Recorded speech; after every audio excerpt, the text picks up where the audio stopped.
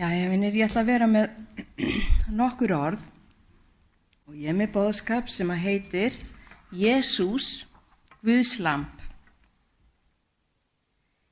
Fyrir rúmum 2000 árum síðan leiðbeindi engill drottins hirðunum á staðinn þar sem þeir fórnuðu lömbum, en í stað þess að sjá lamb sáu þeir lítið barn vafið í reifar lambsins og var hann lagður fram til skoðunar í steinjötunni Migdal Eder.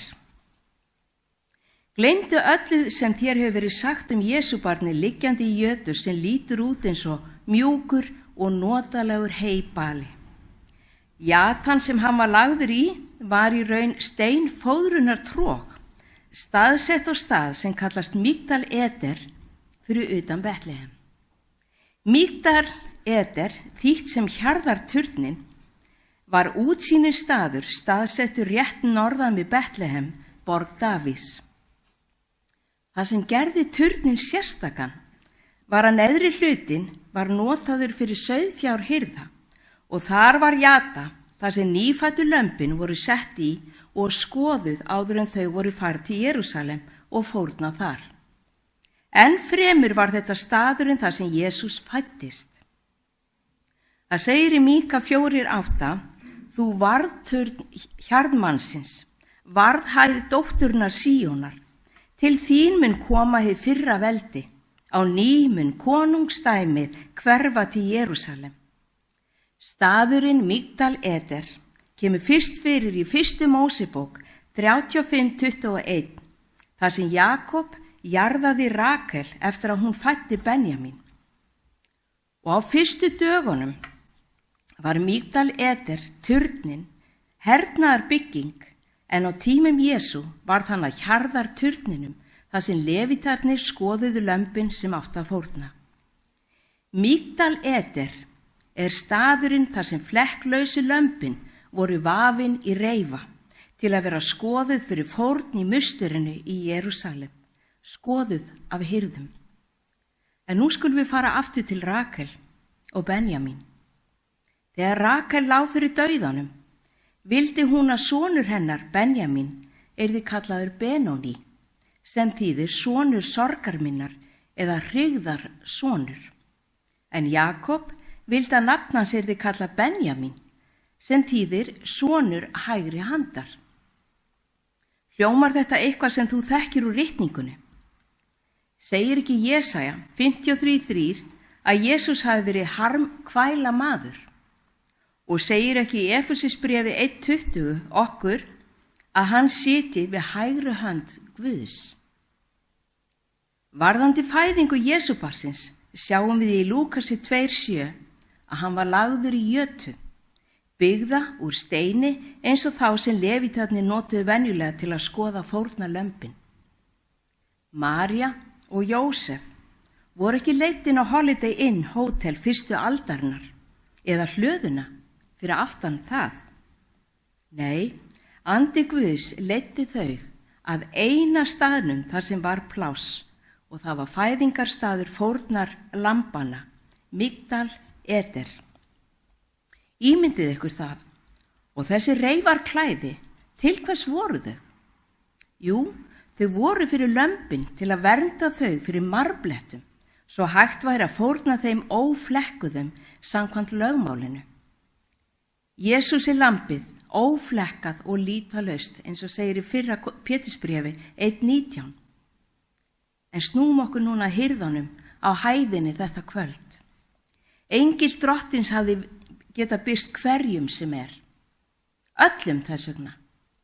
En hann valdi að birtast hópi fólks með sérhæfða færni, hirðum sem voru þjálfaðir í að skoða fórnarlömbin í steinjötunni í Migdal Eder. Engillinn sagði: og hafið þetta til marks, þér munu finna ungbarn reifað og liggjandi í jötu. Engill drottins leiðbeindi hirðunum á staðinn þar sem fórnarlömbin lágu.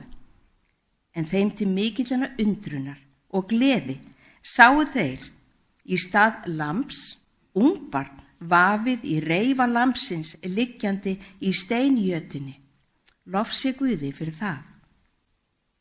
En í orðskviðunum 18:10 að þar segir nafn drottins er sterkur turn, þangað hleypur hinn réttláti og er óhultur.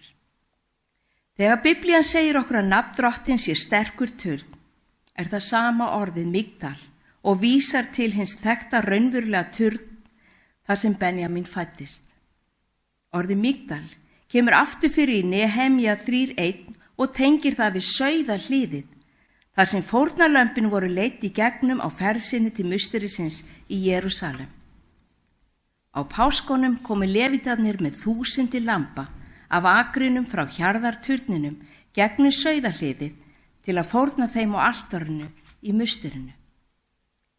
Þegar englarnir voru farnir frá þeim, þar að segja hirðunum, til himins, sögðu hirðarnir sín á milli: förum beint til Betlehem og sjá það sem gerst hefur og drottin hefur kunngjört okkur. Og þeir fóru með skyndi og fundu Maríu og Jósef og ungbarnið sem lá í jötu. Þegar þeir sáu það, skýrðu þeir frá því að þeim hafi verið sagt barn þetta. Og allir sem heyrðu undruðust það hirðarnir sögðu þeim. Nú sjáu þið, þegar Jesús kallaði lamb í ritningunni, þá það ekki ljóðrænt, heldur bókstaflegt. Jóhannes skýrari sagði: sjá Guðs lamb sem ber synd heimsins. Þess vegna fæddist sonur Guðs í Migdal Eder, vafinn í sömu reifabönd og notuð eru fyrir lömb og lagður í verndandi steinjötu til að vera kynntur fyrir levítjónum til skoðunar.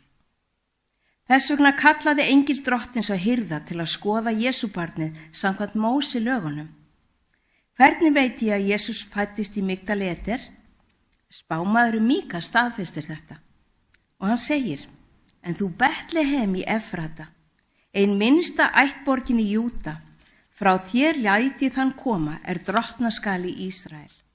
Ævar fornt ættjarni hans og frá ómuna tíð. Orðið Efrata þýðir hér staðurinn þar sem Rakel dó, sem einnig staðurinn þar sem Benjamín fæddist við Migdal Eder turnin. Míka að segja okkur að frelsarinn Jesús myndi fæðast á sama stað og Benjamín fæddist í Migdal Eder. Restina af söguna frelsarnum okkar, Jesú barnið, sem Guðs lambið, þekkið þið. Og þið sjáu hérna upp á skjánum svona jötu úr stein. Mér finnst þetta svo stórkostlegt. Ég var að hugsa hvernig tímasetning Guðs, hún svo nákvæm. Hún svo, þetta ekkert bara svona, að ég gerum þetta bara svona eða svona.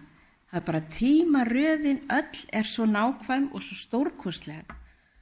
Og ég hugsaði, vá, hvað við getum verið föst fyrir og bara trúa því, við vorum að tala það hérna innan, að Jesús kemur aftur. Jesús mun koma aftur. Að sækja fólki sitt sem lagt allt sitt traust á hann, sem hefur játast honum og lagt allt sitt traust á hann. Hann mun koma aftur og mun fyrr heldur við áætlum. Þetta vildi ég deila með ykkur í dag. En við skulum syngja